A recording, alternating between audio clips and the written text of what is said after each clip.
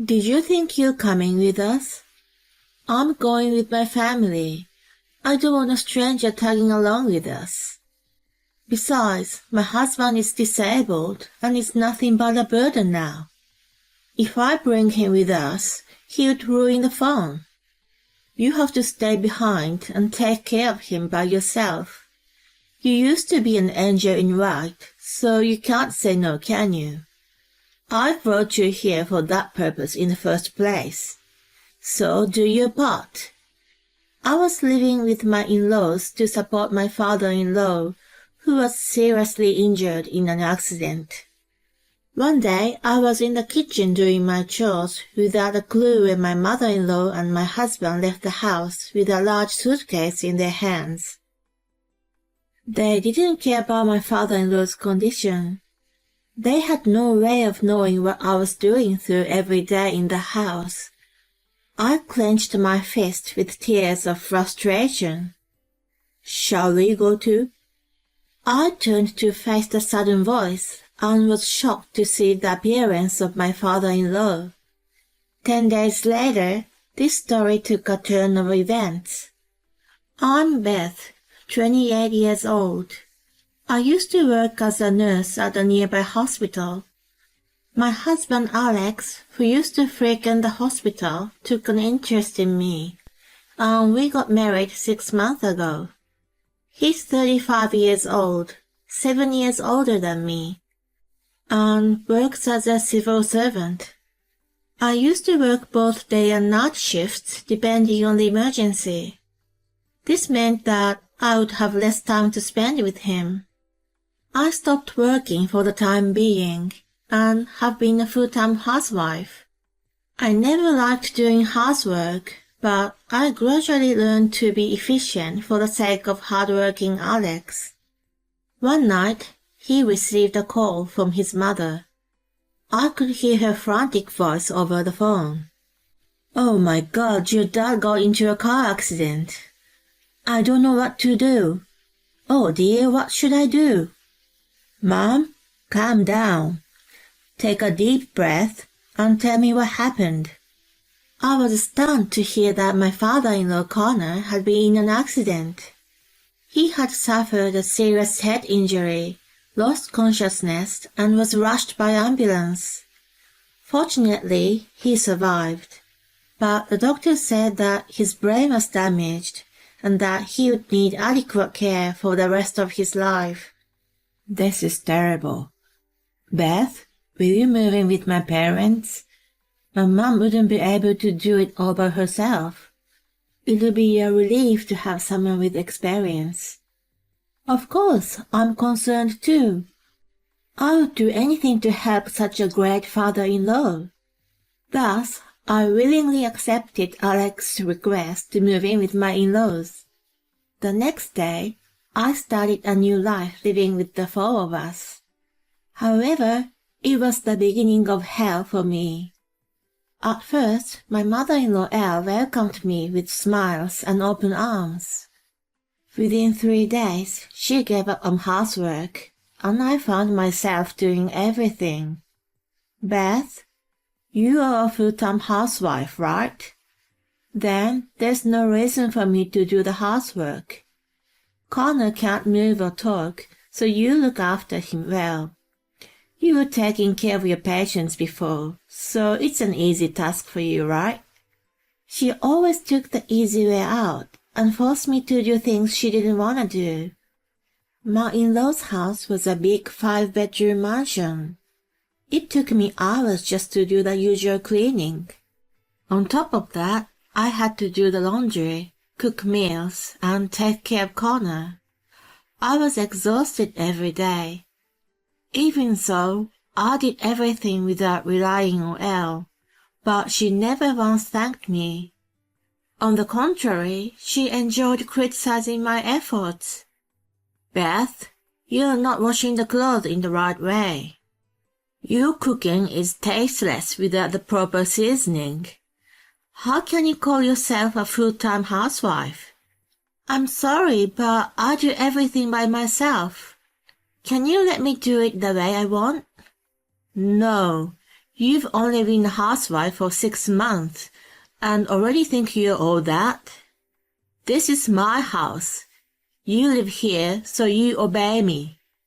I became increasingly fed up with her treating me like a servant and asked Alex for help. Hon, can't you help me out once in a while? I'm getting tired of having to deal with your mother's complaints day in and day out. He responded with a smirk.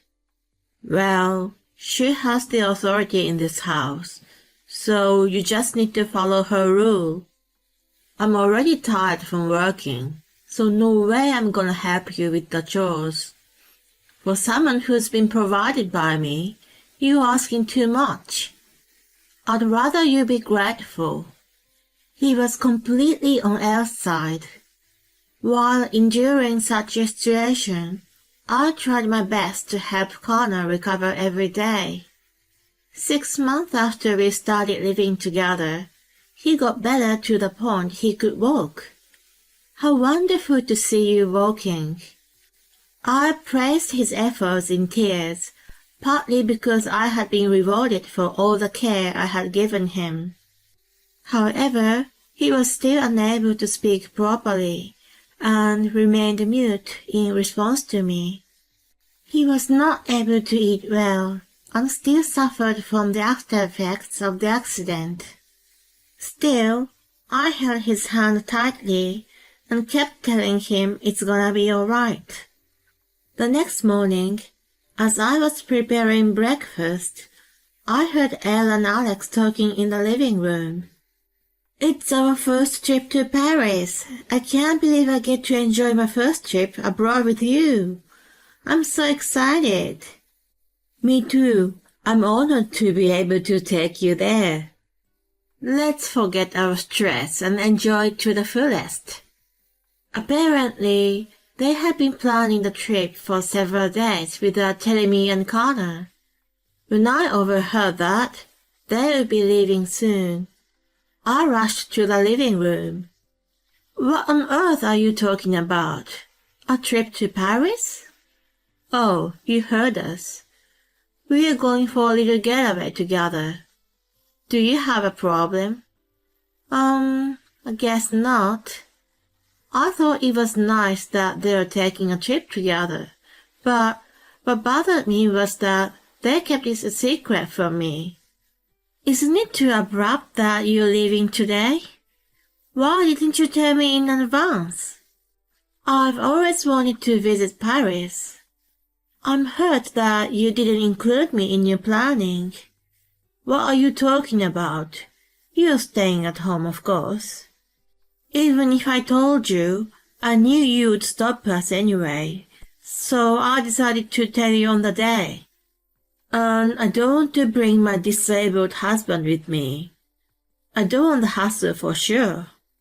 You're a housewife who can't even do the job properly. Why don't you be useful at least for a change? I'm just glad to get away from Connor. Seeing my bewildered face, Elle smiled triumphantly and kept speaking ill of him. She never even tried to get involved with his care anyway. Mom, it's time to go. Oh yes, we are leaving now.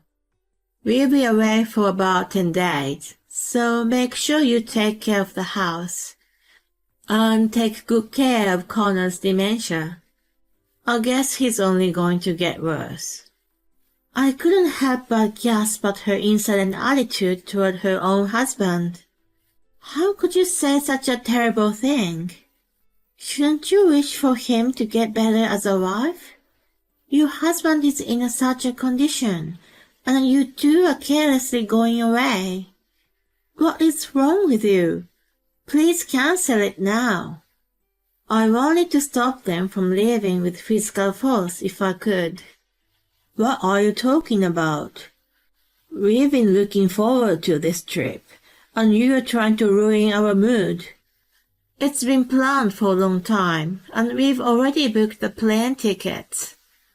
I even managed to get a paid leave amidst the busy schedule, so I'm going to make the most of these 10 days. I've been providing for you. You have no right to stop us. That's right. Connor isn't getting any better anyway. Nothing will change even if we stay with him. We're going to be late, so this conversation's over. Once again, take care of the house. The pressure from the two of them was indeed too much for me, and I was at a loss for words. They quickly ran out without saying bye to Connor, but leaving me with orders. Not only Elle, but also Alex had abandoned me. I wanted to start wailing on the spot, but I could not show my tears in front of Connor. I brought breakfast to him with a smile, as if nothing had happened. The moment I put the tray on the bedside table, "Are those two gone already?" To my surprise, he was able to talk. He even stood up from the bed without a problem. What are you doing? You can speak? They've already left. I replied in amazement. Then we are leaving too. He quickly got ready and walked out of the room. 10 days had passed since Elle and Alex left home. Suddenly, they were speechless. The house, which was supposed to be there, had been turned into a flat land. Both of them panicked at the shocking sight. Alex called me in frenzy. "Oh my God, what the hell happened? The house is gone. Welcome back. We got rid of the house. Also, your father and I have decided to divorce you guys. Our attorney will call you later." They cursed me for this unexpected turn of events. "There's no way you can do such a selfish thing. You're not even the owner of the house." "She's right. You better explain yourself." I brushed it off saying, "I'll let Connor take over now." I handed the phone to him, who was standing nearby. "You two, listen to me very carefully." They were stunned to hear him speak in such a clear voice. What really happened was that he had regained his speech about 3 months after the car accident. He had kept it a secret from us all, and had been receiving treatment and rehabilitation at another hospital run by his acquaintance.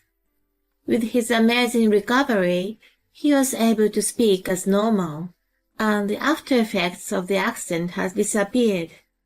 I had often witnessed him wandering about the house, but there was only a pretense of dementia. He was actually going to a hospital or to see his legal advisor. He was the only son of an affluent family, and had been managing his vast wealth alone since his parents died when he was young. On the day Elle and Alex departed for Paris, I followed him to his attorney's office. He decided to move into a luxury senior apartment with nursing care, which was affiliated with the hospital I used to work at. As a token of appreciation, he offered me a sum of money for my immediate living expenses and a residence in one of his apartment buildings. After that, he sold his house to a real estate company. We both packed up and moved into our new homes.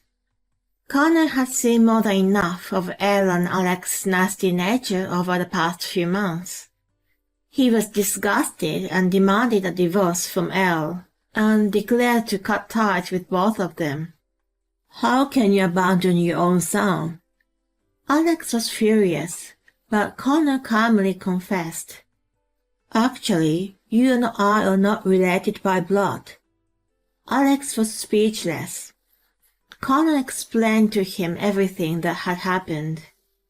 Alex was brought to the family when he was still a newborn.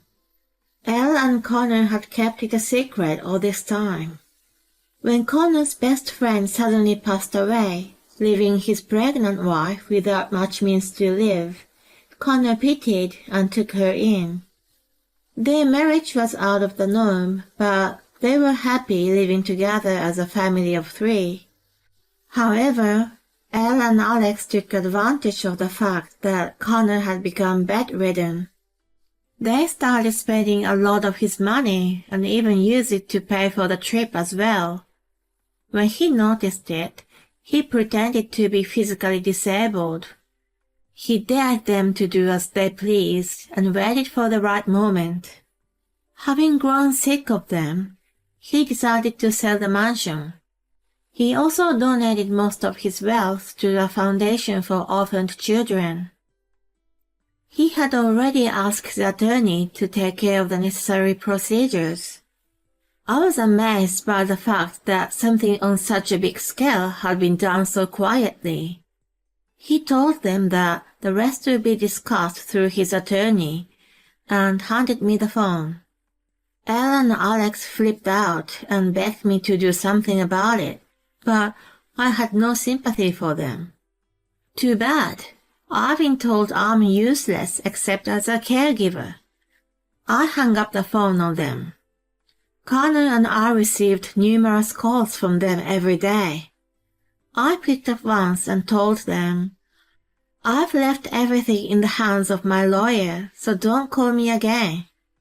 I blocked their calls after that. Not only did they lose their place of residence, but they faced divorce proceedings. They were also shocked to find out that most of the property was donated to a foundation, and there would be no distribution of their inheritance. In addition, Alex was forced to resign after his employer found out that he had falsely requested family-paid leave when he went on the trip.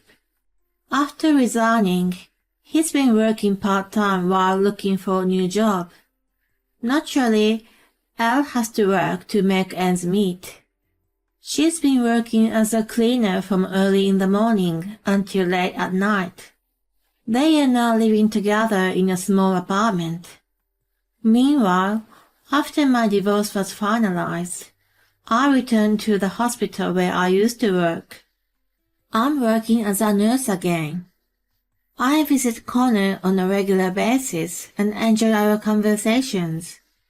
By the way, I've been wondering why you didn't tell me that you had recovered. You could have told me. Oh, that's because if I told you, I was afraid that those two would have found out too. My intention was to catch them off guard, you know. I'm sorry you had to deal with them for half a year. I sincerely apologize. No, I was so ready to leave them anyway. Rather, I thank you for giving me the opportunity. You always cared about me. I hope I have repaid your kindness. Thank you too. He treats me like a real daughter, and I will always love him. I am truly grateful to have met such a kind man, despite everything that happened. While I work hard as a nurse, I hope to find a wonderful man in my life soon.